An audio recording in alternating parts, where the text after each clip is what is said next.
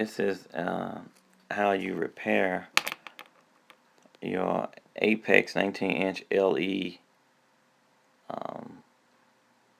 TV.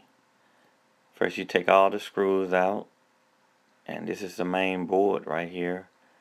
The problem was you had to plug and unplug the TV in order for it to work, and this is the way it sped up a little bit, but this is how you got to unplug all the connectors to the back, and make sure you hold it where you're pulling it from so you won't pull anything out of place. And you disconnect all the wires that's connected on the board. Yeah, like I said, you got to hold it and pull where it's connected at, and there's another wire. Make sure you pull that wire loose, and then you take the screws out of the motherboard. 4 screws on this motherboard, and after I got to this screw right here in this corner, I couldn't put my fingers in there to pull that screw out of there, so I ended up having to take that bracket off on the bottom where the connector's at, on the bottom where the power plug in at. That whole bracket's 2 screws, and you take that bracket off of there. See how it jammed in there? You have to take that bracket off right there in order to slide the motherboard out.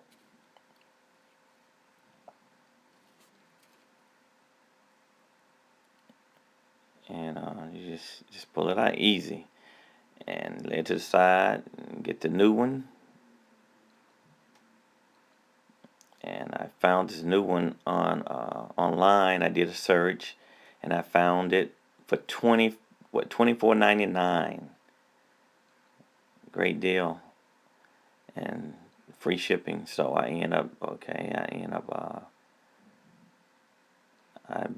purchased it, and it took about maybe 2 or 3 days to be shipped to me. So that was really good fast shipping. Yeah, see, I put that last screw in, that corner in first, because I knew it would be hard to do before I put my bracket back on. And I use my my power drill. It speeds up the process, and try not to over tighten them and put them back. And just replace all your screws. And try to have you a white background or something to lay the screws on so you can see them, you know. I did it on the table, but I should have had it like a towel or a sheet or something laid on the floor on a table or whatever I was working on, so you can easily see the screws. But I was so excited to get the board back, so I just did it right there on the kitchen table. Yeah. And make sure you be careful and you evenly plug these plugs back in. And that one, this particular one right here, I bent one of the prong. I had to pull it back out, straighten the prong out in there, and then I end up, see, it was a prong bent because I didn't put it down evenly before I started applying pressure. So you had to be careful with that. So I just got a little knife and just kind of straighten them back out. So you got a knife and straighten it back out. Straighten the little teeth up. And see, easily to slide right down on there. Yep. Make sure you make all your connections. Connect all your wires back. That's it. Now get your back. Make your connections back, because the connectors only have a certain size connector that it fits in, and most of the time you can't plug the wrong one in another connector. And be careful how you put it down. Make sure you don't pinch no wires. evenly kind of put it down on there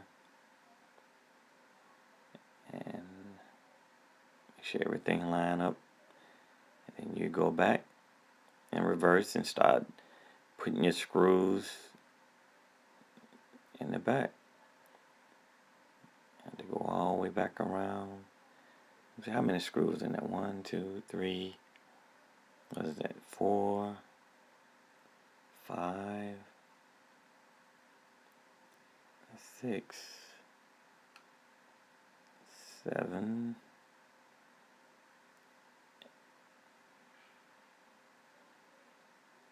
8.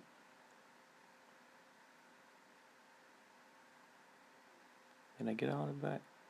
I think I did. So it was only 4 screws on the bottom, so I had them in a different zip lock, so I can keep all the screws the same size together. So I think it was 4 here, and then now the screws around the connector area. And they was on the top and on the side. There's one there. I'm trying to adjust the drill so it wouldn't be torquing so hard on it. That's 1, 2, 3, 4. That's 5, 6, 7, 8. I think that's it. And there it is. I put it up on the wall, plugged it in, and it started right up. I turned it off and started, and it powered right up again. So that's what it wasn't doing. It wasn't